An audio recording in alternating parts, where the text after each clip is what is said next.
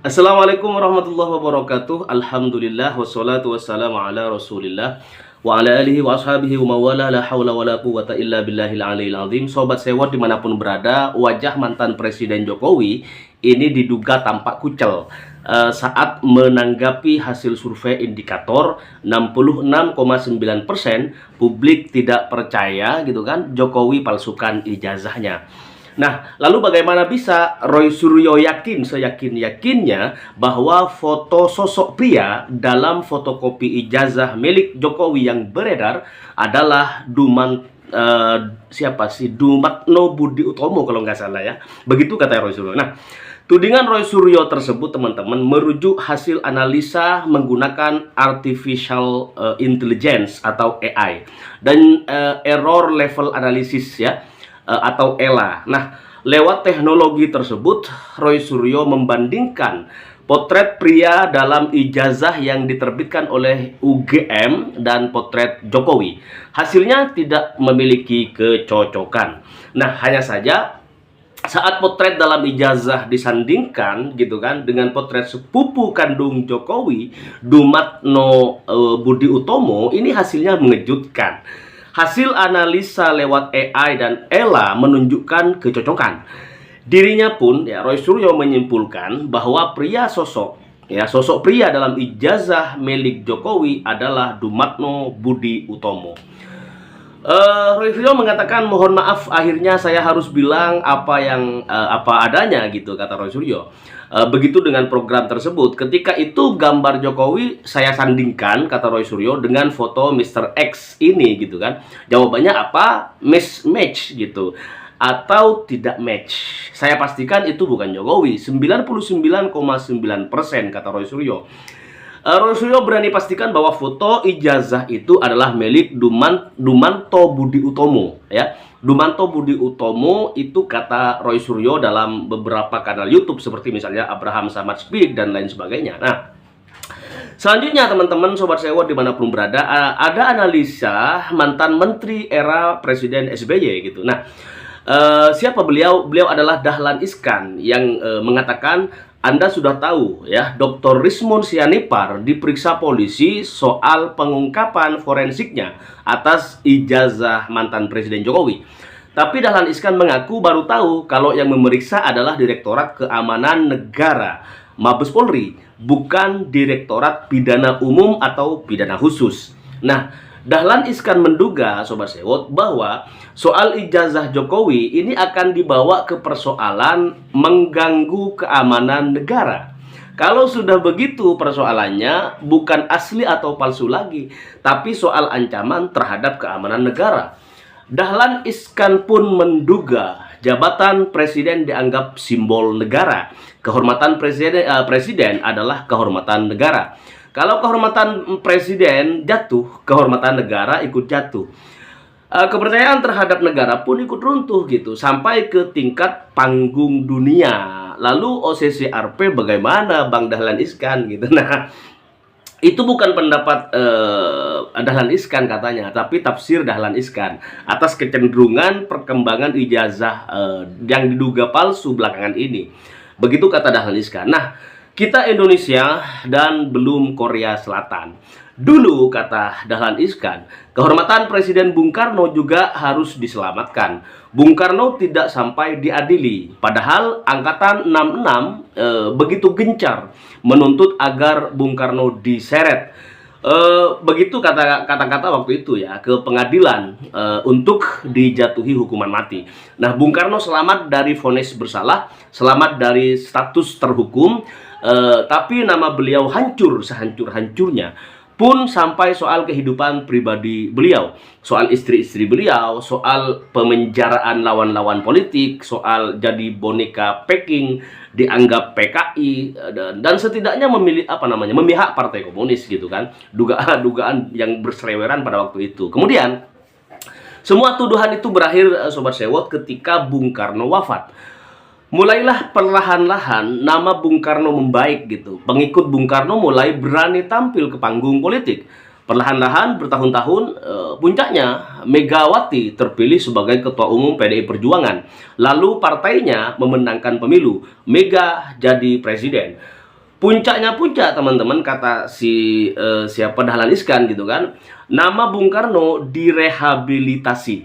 Beliau diakui sebagai pahlawan nasional. Ketetapan MPR yang menyalahkan Bung Karno dicabut di zaman Bambang Susatyo menjadi ketua MPR.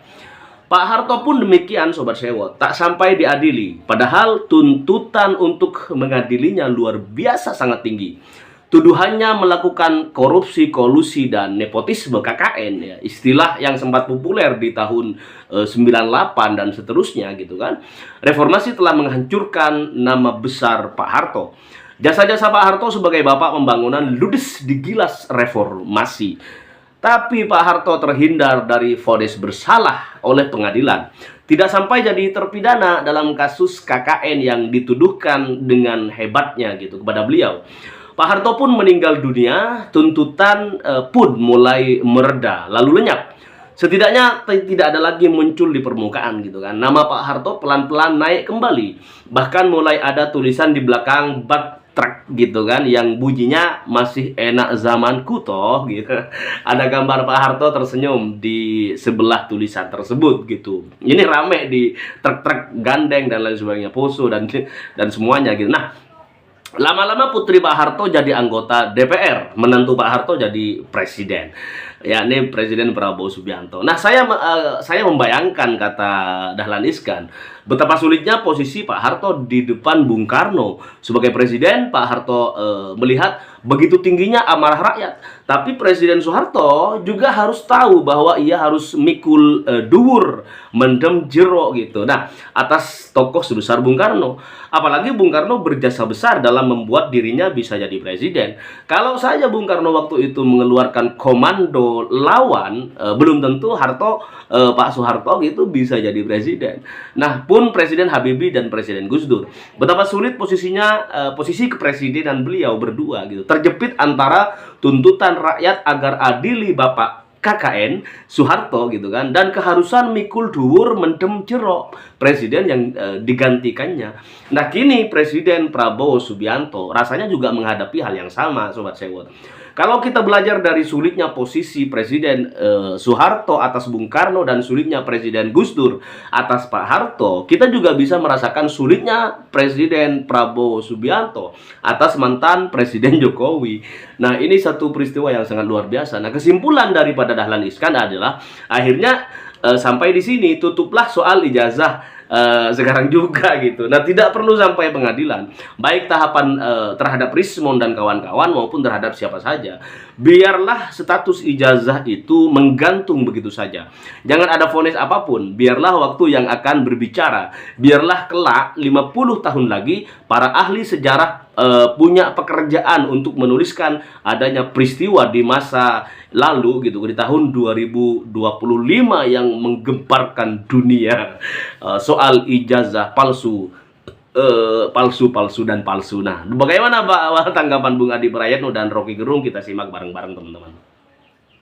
Bukan hanya dugaan palsunya ijazah itu, tapi gelombang pembelaan yang muncul dari berbagai tokoh berpengaruh, termasuk dari organisasi dan akademisi yang selama ini dikenal keras terhadap pemalsuan dokumen negara. Semua membela Mulyono seakan ada perintah dari kekuatan yang lebih besar. Di tengah badai opini itu, muncullah Yuda Ramadan, seorang jurnalis muda dari Bandung. Ia dikenal sebagai penulis artikel politik yang jujur, tajam, dan tak kenal kompromi. Ketika banyak rekan seprofesinya memilih diam atau bermain aman, Yuda justru menulis sebuah opini berjudul, "Kita butuh kebenaran, bukan kepalsuan berbaju nasionalisme." Tulisan itu meledak dan viral dalam waktu kurang dari 2 jam. Tapi dampaknya tak main-main. Email Yuda diserang, nomor pribadinya disebar. Bahkan, kantornya mendapat surat peringatan dari pihak tak dikenal. Namun Yuda tak bergeming. Ia justru semakin penasaran, kenapa begitu banyak orang penting melindungi Mulyono. Saat ia menyelidiki latar belakang akademik Mulyono, sebuah nama mengejutkan muncul dalam arsip lama Fakultas Hukum tempat Mulyono mengaku kuliah. Dr. Parman Lesmana, mantan dosen yang pernah diskors karena terlibat dalam penyebaran ideologi komunis pasca reformasi. Nama itu menghilang bertahun-tahun. Namun kini, dalam dokumen digital yang berhasil dipulihkan oleh teman hackernya, Yuda melihat log aktivitas email dokter. Parman masih aktif, bahkan digunakan untuk mengirimkan puluhan surat dukungan atas legalitas ijazah Mulyono ke berbagai lembaga negara. Dan yang membuat jantung Yuda berdegup cepat, di salah satu email itu tertulis, agenda harus lanjut, Mulyono adalah simbol. Kita hanya butuh legalitas palsu agar dia sah menjadi wajah baru di atas panggung. Bangkitkan jaringan lama. Yuda menggulir layar laptopnya dengan tangan bergetar. Ia tahu, ini bukan lagi tentang ijazah. Ini tentang sejarah kelam yang coba disusupkan kembali lewat sosok populis. Di dalam file itu, tak hanya ada bukti dukungan terhadap ijazah Mulyono, tapi juga sejumlah percakapan tersandi yang menyebut nama-nama tokoh senior yang pernah aktif dalam organisasi kiri sebelum tahun 1965. Namun nama-nama itu bukan sembarang nama. Sebagian di antaranya kini menjabat sebagai pembina yayasan pendidikan, anggota Dewan Penasihat Lembaga Hukum, bahkan beberapa tampil rutin sebagai narasumber di televisi nasional. Temukan dokumen bersampul merah dengan cap rahasia negara. Di dalamnya, ada daftar nama tokoh yang pernah ditangkap karena dugaan penyebaran ideologi komunis di kampus-kampus setelah reformasi. Nama Dr. Parman Lesmana tercantum paling atas. Namun yang membuat Yuda tertegun adalah kolom penjamin tahanan yang tertulis di bawahnya. Kolom itu mencantumkan Mulyono. Yuda menerima telepon dari seorang narasumber lamanya, Pak Bambang, mantan aktivis mahasiswa tahun 90-an, yang kini menjadi pengajar di salah satu universitas swasta. Suaranya terdengar tergesa dan berat. Yud, kalau kamu benar-benar nemu dokumen itu, kamu harus hati-hati. Mereka bukan cuma punya kekuasaan, mereka punya jaringan lama yang bisa menyingkirkan siapapun tanpa jejak. Mulyono adalah simbol mereka. Dia adalah proyek jangka panjang yang sekarang sedang dipoles ulang. Dan kamu baru saja membuka pintu yang selama ini semua orang takut buka. Belum sempat Yuda bertanya lebih jauh. Sambungan telepon terputus. Deringnya berubah menjadi notifikasi masuk dari pesan singkat tak dikenal. Berhenti sekarang, atau kami pastikan kau tak bisa menulis lagi. Sinyal kita bukan cuma disadap, tapi sekarang semua ucapan bisa dipelintir. Mereka punya alat, punya ahli, dan punya kuasa berat. Pada tahun 2002, ada sebuah pertemuan rahasia di Solo. Dihadiri beberapa ex-aktivis kiri yang pernah dibui pasca 1965. Mereka tak lagi terang-terangan bicara ideologi. Yang mereka rancang adalah strategi baru, menyusup ke sistem. Mereka bentuk jaringan intelektual, masuk ke kampus, masuk ke partai, masuk ke media. Tugas mereka waktu itu hanya satu, menyusup, berbaur, lalu menunggu saatnya tampil. Ketika melihat satu foto yang tak asing, salah satu anggota Dewan Pendidikan Nasional saat ini. Dia juga, tanya Yuda tak percaya. Sebagian besar tak lagi menyebut diri PKI, tapi mereka adalah penerusnya. Dan ketika ijazah Mulyono dipersoalkan, mereka panik. Karena itu bukan cuma tentang Mulyono, tapi tentang proyek besar mereka selama 20 tahun yang bisa runtuh. Hanya satu hal kini yang terus bergema. Siapa sebenarnya yang menjalankan semua ini dari balik layar? Dan seberapa jauh mereka telah menembus jantung kekuasaan? Tahun 1998, ketika semua berteriak reformasi, mereka datang menawarkan arah baru. Katanya, demokrasi saja tidak cukup. Harus ada perubahan sistem. Mereka menyebutnya revolusi intelektual. Yuda menoleh, terkejut. Tapi Bapak dikenal sebagai penentang komunisme? Itu karena aku sadar di tengah jalan, mereka tidak berubah, hanya berganti wajah. Dan sekarang, mereka bukan lagi beroperasi dengan senjata atau selebaran. Mereka pakai ijazah, jabatan, dan panggung publik. Di antara file-file itu, ia menemukan satu dokumen yang tak ada dalam daftar indeks, berformat rekaman suara. Terdengar suara seorang pria tua, bicaranya lambat namun penuh tekanan. Kalau kita ingin ideologi ini kembali hidup, kita tak bisa pakai cara lama. Kita harus gunakan cara mereka. Pendidikan, media, hukum, bangun jaringan, dan tanamkan satu wajah yang bisa dipercaya oleh semua kalangan. Itu Mulyono. Yuda tak mengenali suara itu, tapi jelas dari cara bicaranya bahwa pria itu adalah tokoh besar di balik layar. Ia lalu membuka data metafile dan menemukan catatan lokasi. Gedung pertemuan tertutup di Sleman 2011. Di saat yang sama, pesan masuk ke ponselnya. Nomor tak dikenal, hanya satu kalimat.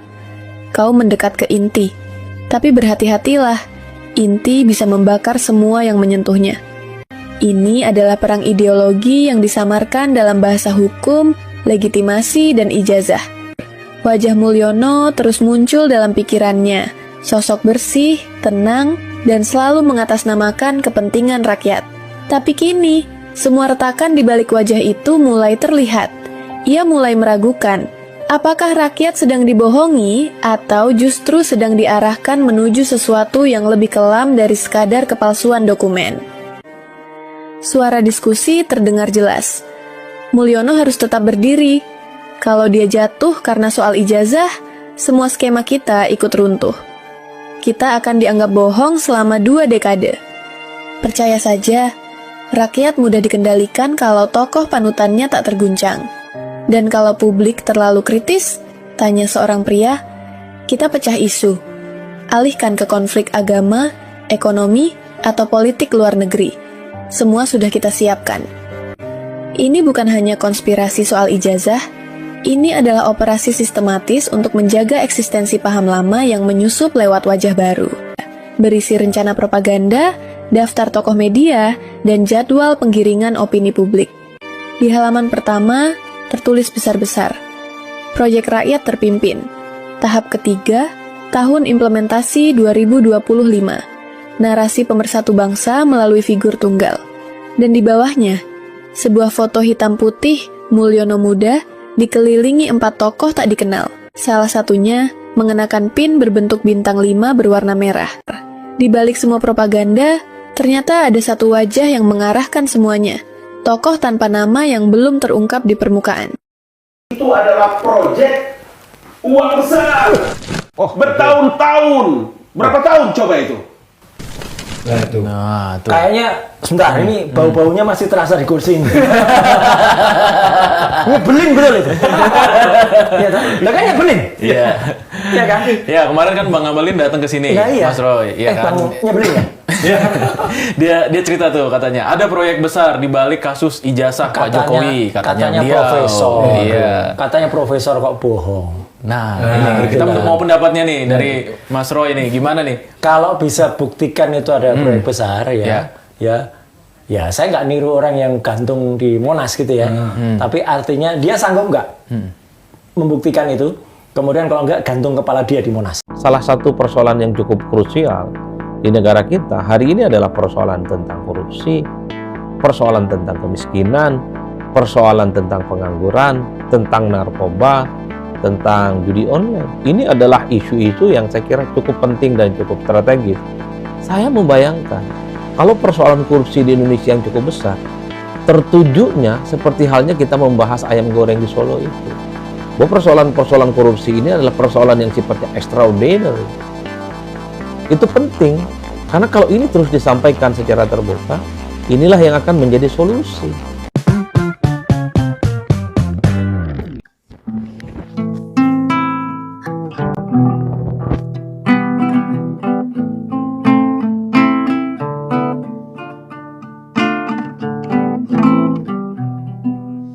Bismillahirrahmanirrahim. Assalamualaikum warahmatullahi wabarakatuh. Kali ini saya ingin bicara tentang pentingnya kita sebagai warga negara untuk terus berkontribusi, bersikap kritis, dan berpartisipasi. Tentu sebagai upaya untuk menciptakan kehidupan sosial, kehidupan politik, dan berbangsa dan negara yang lebih baik dibandingkan dengan sebelumnya.